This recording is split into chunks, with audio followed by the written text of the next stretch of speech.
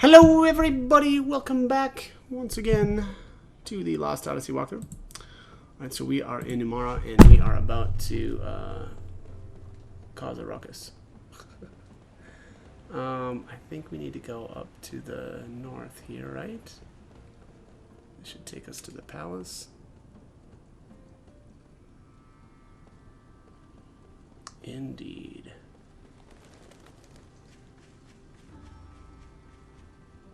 Alright, I'm going to save my game here because we've done a little bit since the last time I saved.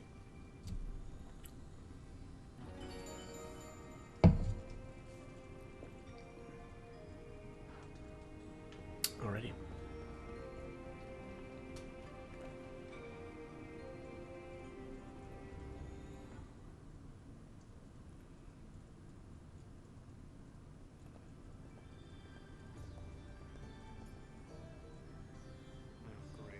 I speak with Her Majesty's voice. Don't panic. Let's see how this plays out.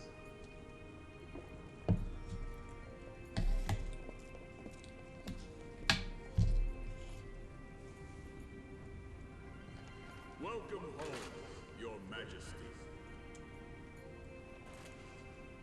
Thank you all for bringing our queen home to us unharmed. Wow, I didn't see that coming. I don't trust him at all.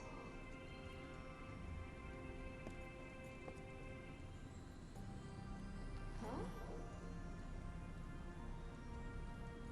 General, I have caused you concern. I ask that you look at me. All of our people prayed for your safe return every day you were away from us. I am truly pleased. Indeed. You must be tired from your long journey. Please, rest and refresh yourself.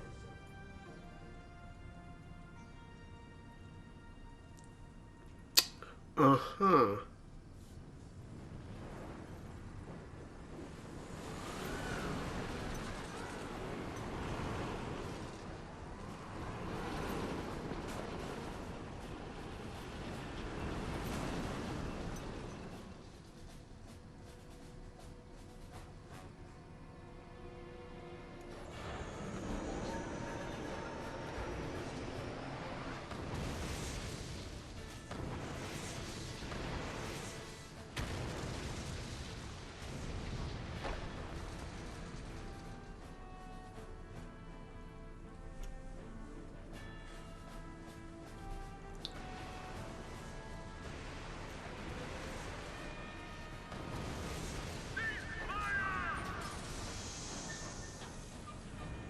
How dare you return, you worthless harlot!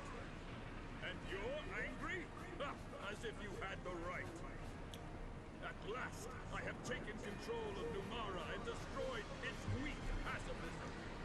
I shall never relinquish my hold on it. Ha, I think I'll see just how immortal our queen really is. Oh, do you see now? Numara is mine. The people of Umara belong to no one! Your Majesty? General, you are such a fool.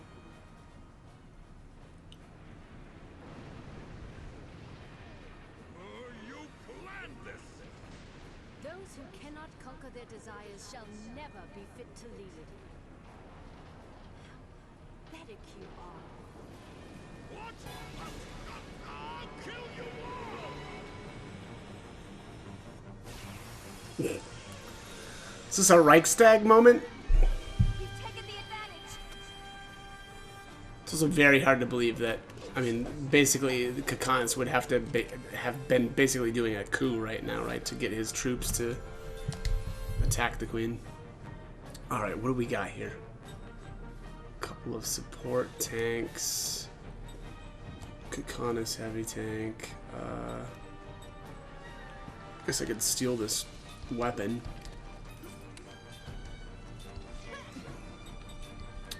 Bum, ba-na-na-na-na.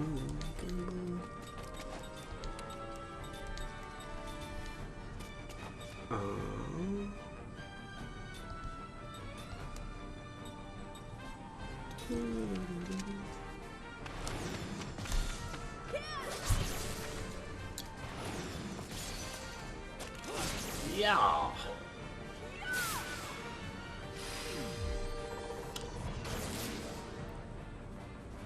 I love the battle music in this game.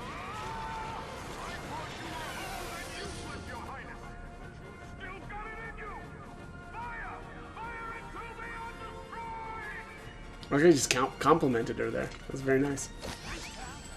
You still got it. Vroom. These tanks are kind of cool.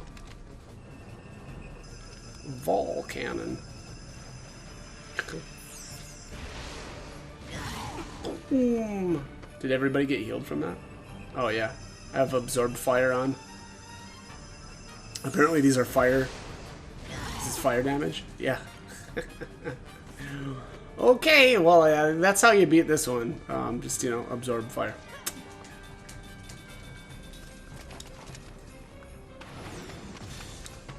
I want to steal the gun and then use it against him.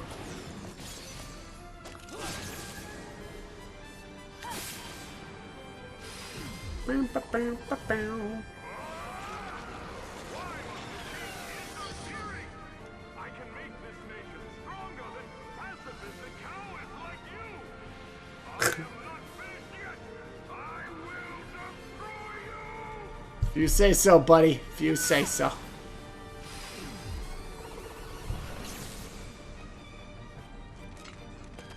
Give me that. There it is. Thanks, pal.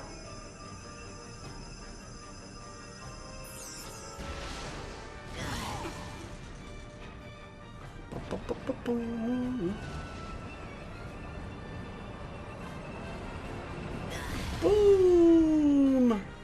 Alrighty. Okay, let's do the Cacanus cannon, I suppose. Cannon. Alright, let's get this bad boy equipped here. Yeah, it's not bad. Up to 975. Alright.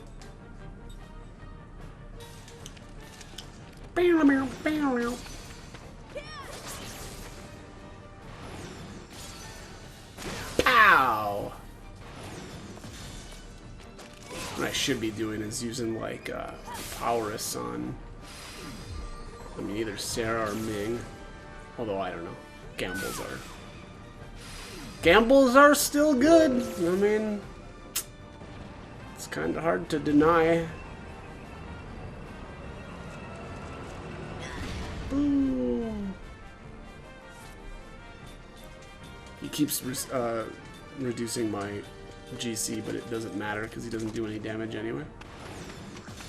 Like, okay, dude.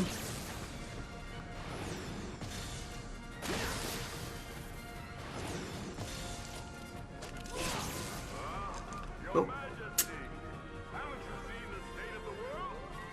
With pacifism as our only policy, we will never be perceived as equal to other nations. In truth, the day is coming soon when we will be forced to capitulate. Yes, I realized after seeing the world that sometimes power is needed. But General, the power you see is power only for yourself. That is why it is weak.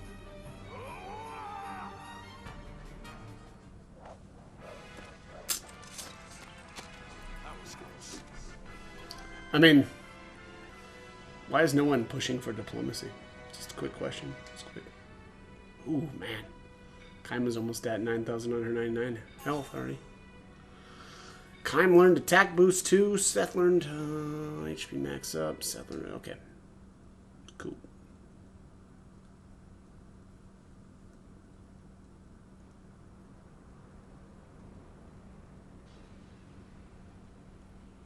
Your Majesty! Maya. Oh, you're safe! What the heck is going on there? failing to anticipate Kakana's scheme. It's not your fault. I was too lenient with him by far.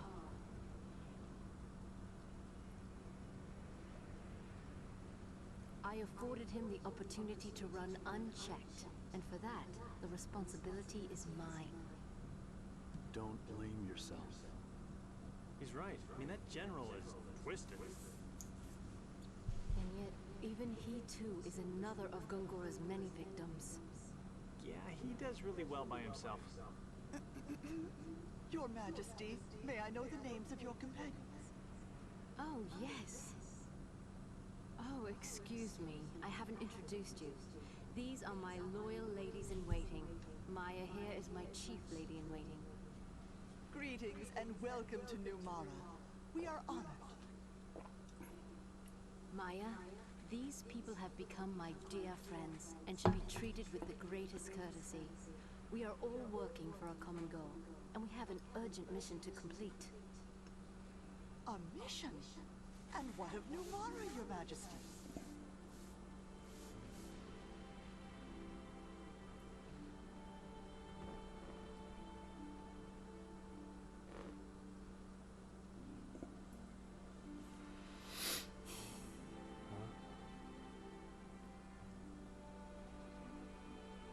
Your Majesty?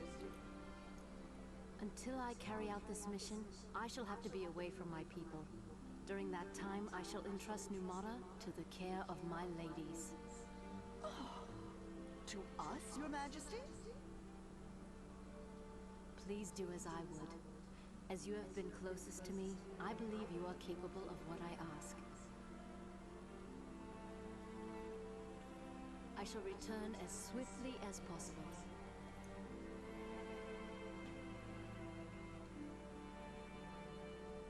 Yes, my queen. While Your Majesty is away, we shall protect New Mara. We shall not fail.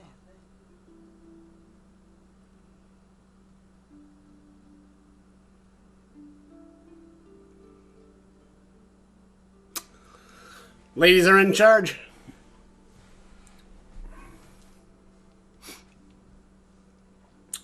A dream has been revealed.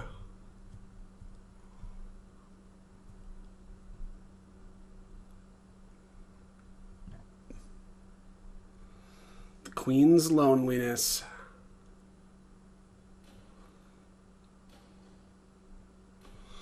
A 1,000 years can change everything, including the landscape. Queen Ming surveys her capital from the palace window.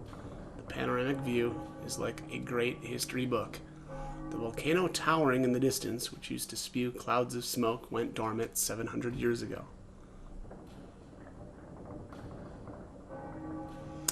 Once part of the sea, the inlet was reclaimed 500 years ago to become a village for the fisherfolk who spend their lives on the ocean.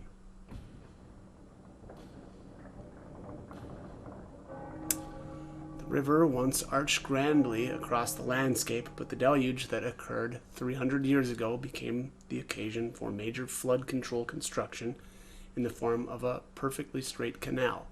Where the river used to curve, there is now an oxbow lake in which reeds grow in profusion, and the banks provide the people with a rich natural bounty.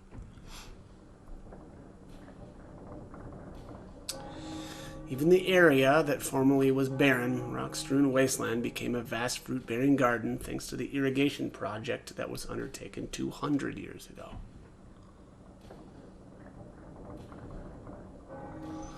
The mountain that was the center of the people's religious faith was enveloped in sky-scorching flames 100 years ago.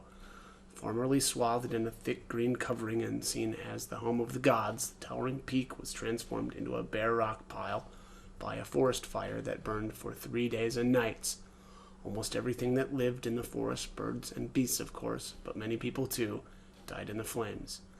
The people in the village below mourn the horrible transformation of their gods' abode, but now, 100 years later, the mountain is as green as ever.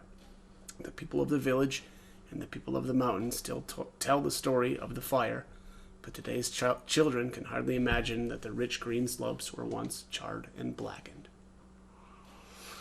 Restored though it is to its original green lushness, of course, the mountain would well be enveloped in flames again, 100 years from now, 200 years from now, or even tomorrow. Even if it should be charred bare again, however, trees would sprout anew, the birds and beasts and insects chased away by the fire would return to their homes, and, given enough time, the mountain would be covered in green as before. Such are the workings of nature.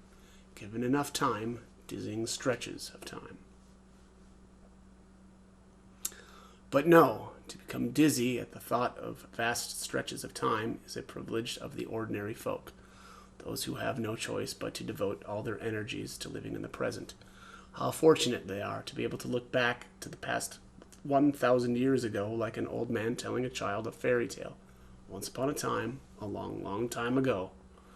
And how truly fortunate one would be able to tell the story of this country's future as a rosy dream the way children relate their own dreams of the future with flashing eyes, and to entrust that dream to the next reign.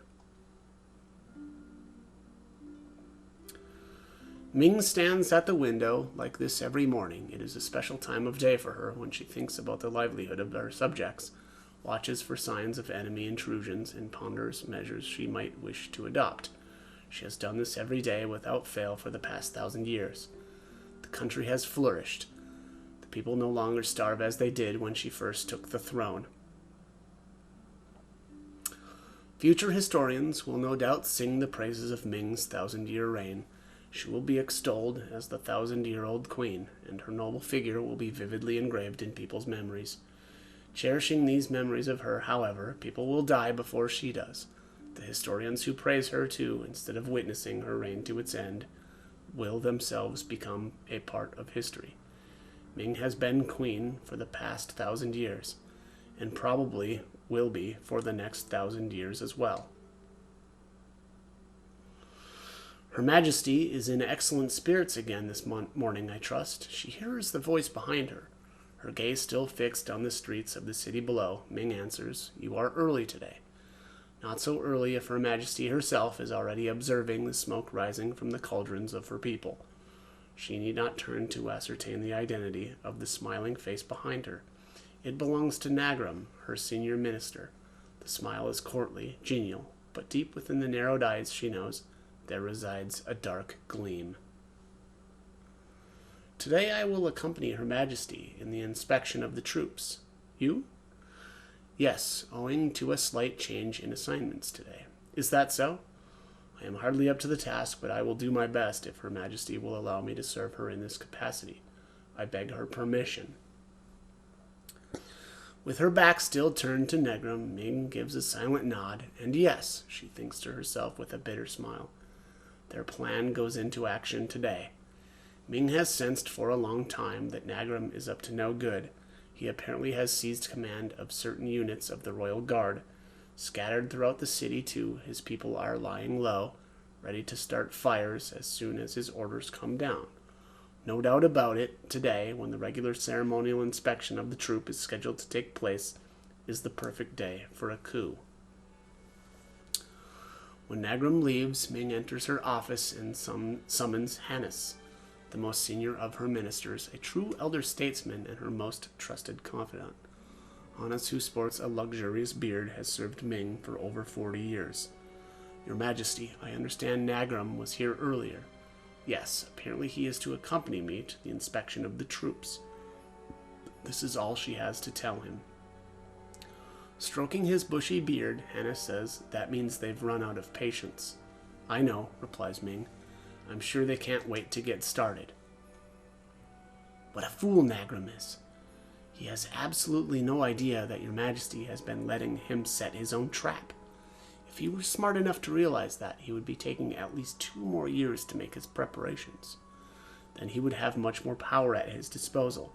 He could link up not just with the Royal Guard, but also the main body of the army and the police force. He could conspire with external enemies and arrange for them to invade just as the ceremonies were getting underway. Then his coup would probably succeed. If he had the long-range vision to include the wealthy merchants and the intelligentsia among his allies, he might even be able to mount a revolution that would overthrow the monarchy itself. That is what I would do if I were Nagram. As long as I were undertaking a coup, I would think about that much at least. Hannes' smile could not hide the fact that all of this talk of successful revolution was making him uncomfortable. Her Majesty is unmatched by any enemy except one, Her Majesty herself. He may be right, Ming thinks. If she had an enemy with an eternal life like hers who was willing to devote all the time needed to planning a revolution, be it a whole century or even two, the result would surely go beyond revolution and develop into a full-scale civil war. Human lives, however, are limited in duration, and because of this limitation, humans rush to achieve results before they are ready. Nagram is one of them. If he could live 200 years, to say nothing of 1,000, he would not be trying to take up arms at such an in-between point in time. Still, says Hannes, I have to admit that Nagram has extended his forces far more successfully than I ever imagined. What have I been doing all this time? I am utterly ashamed of myself. Don't let it bother you, Hannes. Thanks to your inattention, we will probably be able to smoke out many more rats. Ming gives a satisfied chuckle. Nor is this mere bravado on her part. They chose not to arrest Nagram at an earlier stage, but allowed him to swim free for a while in order to take this opportunity to net the entire force of rebels both inside and outside the palace. Yes, I know, Hannes replies and goes on to explain the plan for crushing the coup. His plans are impeccable. The coup has virtually no chance of succeeding. All they need to do is carry out a wholesale arrest of the rebel royal guard units that rise up in the palace and the partisans lurking in the city, and it will be some time before any more individuals with outsized ambitions show up again. This will be our first purge in 15 years, Hannes remarks. Has it been that long? It certainly has, Your Majesty. This fine beard of mine was jet black last time. Hannes commanded the troops that put down the coup 15 years ago. Loyal, courageous, and cool-headed, he is the ideal staff officer. Without a doubt, he is one of the very best military advisors Ming has had in over 1,000 years on the throne. How selfish of me, Hannes. I should have let you retire years ago. That is out of the question, Your Majesty. Serving you is my life. I am deeply honored to have this final opportunity to be of service. True. Not even this superb retainer could be with her through all eternity. In another 5 years, 10 at the most, Hannes, like other loyal retainers of the past, would be laid to rest to the sound of military cannons. It is always like this. Just as the ambitious ones rush to make their mark because they cannot live forever, the loyal ones in whom she can place her complete confidence stake their very lives on serving her because they cannot live forever. They carve their names in a single line of history, and then they depart from Ming for the rest of eternity. Ming herself, though, goes on living. Eternal youth, immortality. So this is the dream of humanity, is it? None of them knows the loneliness of eternal life. When Hannes next addresses Ming, there is a new urgency in his voice, about the troops that will quell the uprising. I will command the ones outside the palace. Do I have Her Majesty's permission to put command of the interior palace guards in the hands of my young protege, Yan? Ah, yes, Yan. He may be young, but he is extremely capable. I have nurtured him carefully. I know he will serve Her Majesty splendidly after this old soldier is gone. I would like to give him the opportunity to distinguish himself in the current emergency. Ming herself is fully aware of Yan's outstanding qualities. Young as he most certainly is, he far excels the other chamberlains in both civil and military arts. He is undoubtedly the prime candidate to succeed Hannes as Ming's top general. What are Her Majesty's thoughts on the matter? All right, then, let him take charge. Her Majesty has my unbounded thanks. I am sure Yan himself will be deeply moved to learn that he has earned Her Majesty's confidence. Hannes all but prostrates himself before her, an expression of relief on his face at having obtained Ming's permission. But still, he continues, Her Majesty has been wary of Nagram for a very long time. True, she says. Meanwhile, this old soldier of yours had no idea whatever that Nagram might be planning a rebellion. I am deeply ashamed to confess it now, but to me he seemed the very model of loyalty. How is it that Her Majesty was able to see Nagram's actual disloyalty? Ming only smiles without answering his question. The same thing happened at the time of the coup 15 years ago, Hannes continues. The only reason that we were able to suppress the revolt before it even got started was that Her Majesty saw it coming before anyone else. Then as now, I was blind to the traitor's plot. If you say so, Hannes. Has Her Majesty forgotten? Well, it was so long ago. Ming tries to evade the issue. There is no way she could have forgotten. The ringleader of the coup 15 years ago was her most trusted retainer. When she first broached the subject to Hannes and the others, warning them to be on their guard against the man, all without exception insisted that he, above all, was beyond reproach. In the end, Ming's suspicions proved to be correct. She knew. However faithfully he carried out her orders, however warmly he swore his loyalty, she knew. These days, however, she has begun to wonder on occasion if that is something to be grateful for. The landscape is not the only thing that changes in 1,000 years. People's hearts also change. After numberless meetings and partings over the centuries, Ming has come to realize the fragility, the evanescence of trust. She no longer trusts anything in words. Neither can she fully trust everything in action. She knows by looking at a person's eyes. That way she can tell everything to a mysterious and disheartening degree.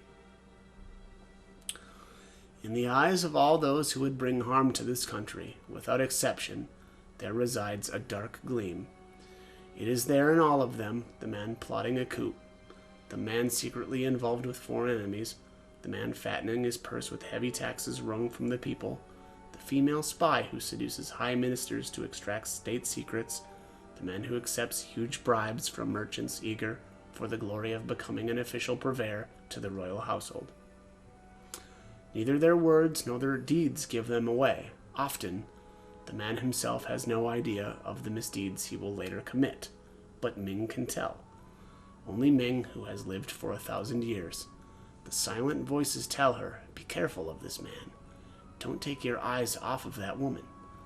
This was not the case in her youth, but having repeatedly tasted the bitter experience of betrayal, having been assailed by her own regrets and self-reproach, she has learned to doubt. Ming can see what no one else can, that dark gleam deep in the eyes.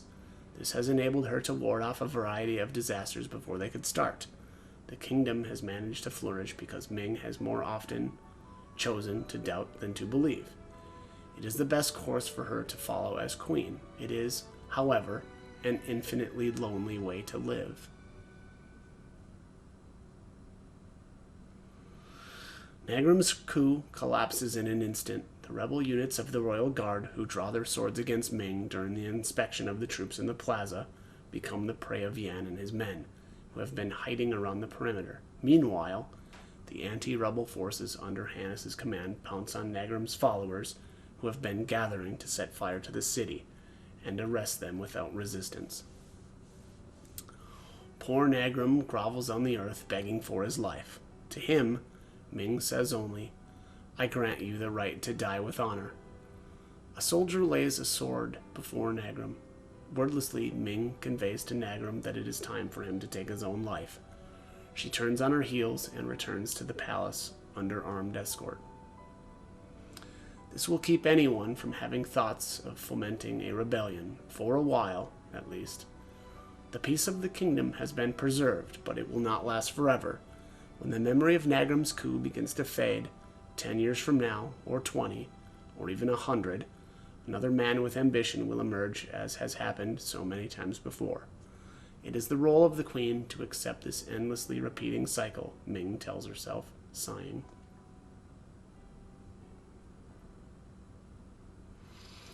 Ming is standing at the palace window, surveying the city streets below, when Yan enters the room. Your Majesty, I'm here to report that Nagram successfully took his own life a short while ago. Oh? Did he dispatch himself with dignity? He did. Traitor though he was, he died in a way befitting a commanding general. Return his body to his family with all due ceremony. She turns and stares straight at Yan, whose spine stiffens under the onslaught of her gaze. And then she sees it, without a doubt. That dark gleam flashes deep within his eyes for one fleeting instant. So Yan is another one, is he? She thinks with a bitter smile.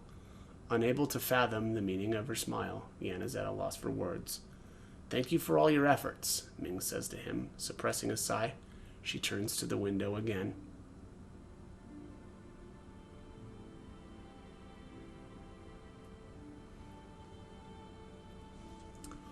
The sky stretches overhead in an expanse of blue. The only thing unchanged for the past 1,000 years may be the blue of the sky. But still, I am the queen, Ming tells herself, meditating on her role. I am the one who rules this country and maintains the people's happiness. She gazes long and hard at the sky, rising to her full, proud height. Oh, look, it's Queen Ming. A little boy in an alleyway below the castle spots Ming and begins waving at her wildly. Queen Ming! Queen Ming! A woman, the boy's mother no doubt, charges out of a doorway and, bowing humbly to Ming, begins scolding the boy for his rude behavior. Ming herself, however, waves back at him, a placid smile on her face. Smiling joyfully at this unexpected response from Her Majesty the Queen, the boy starts jumping up and down, shouting, Long live Queen Ming! Long live Queen Ming! Ming stares again at the sky above, unchanged though it has been for 1,000 years. The blue of the sky penetrates more deeply into her eyes and her heart than it ever did in the days of her youth. End.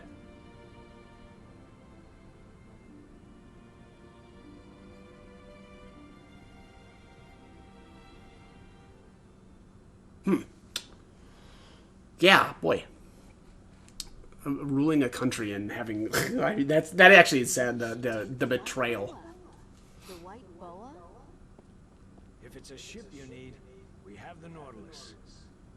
To get through the ice fields, we'll need a ship that can break the ice with its hull. And the white boa can do that. Yeah, it's true the Nautilus doesn't have as much strength. She'd probably be no match against the ice. I guess she wouldn't be right for this one. I meant no insult to the Nautilus. She has shown unmatched maneuverability. And we shall have need of her again. Please, lend us your help when we need it. Yeah, sure. Leave it to me. We should be able to berth the Nautilus inside the White Boa. That way we could use either ship when needed. That's true. I shall go ahead of you to the harbor to give instructions for our departure.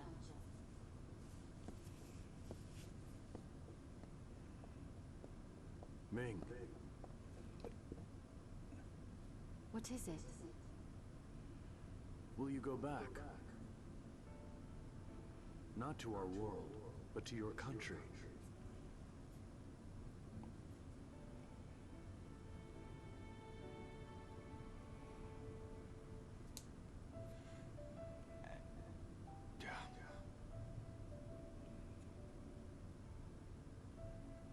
You must choose at some point.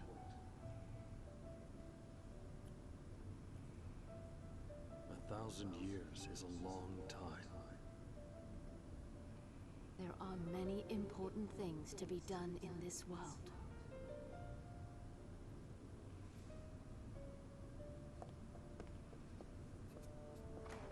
Kaim. What will you do?